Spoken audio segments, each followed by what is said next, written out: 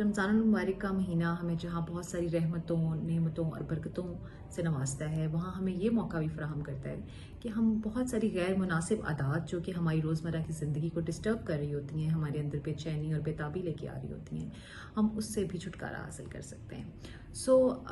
कुछ ऐसी चीज़ें मैं पॉइंट आउट करने जा रही हूँ आज की वीडियो में जो आपको हेल्प कर सकेंगी कि आप रमज़ान मुबारक में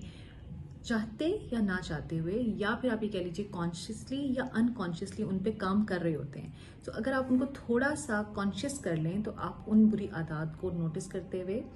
और उन पे ज़हनी तौर पे भी उनके लिए तैयार होकर आप जब उन पे वर्क करेंगे तो आप उनसे छुटकारा हासिल कर सकते हैं। सबसे पहली चीज़ जो हमें रमज़ान मुबारक में बहुत उसकी रूटीन को फॉलो करते हुए, रोज़ा रखते हुए हमें मौका मिल जाता है, वो ये है कि हम एक तो बेवक्त खाना खाते हैं जो, और बेवजह की जो कैलोरीज हम सारी ऐड करते हैं खाने के अंदर,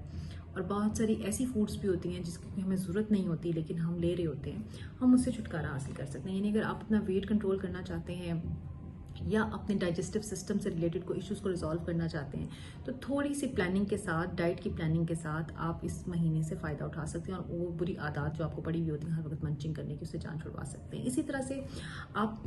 बेजा कॉफ़ी या चाय का इस्तेमाल, जो कि हमारे दफ्तरों में बहुत कॉमन होता है, यानी हम एक मीटिंग से उठे तो दूसरी मीटिंग में और वहाँ पे हमने बार बार चाय या कॉफ़ी का इस्तेमाल करना है,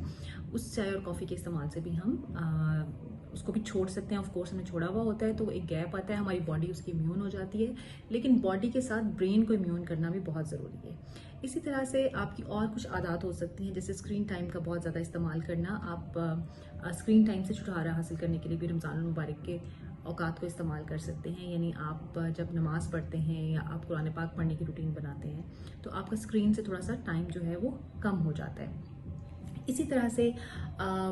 एक चीज़ जो हमें रमज़ान मुबारक सिखाती है वो पेशेंस है या सब्र है। हम आम रूटीन में कुछ चीज़ों पे बिल्कुल भी पेशेंस नहीं कर पा रहे होते, सब्र नहीं कर पा रहे होते हैं। रमज़ान मुबारक में हम मुख्तलिफ़ चीज़ों, जैसे कि आप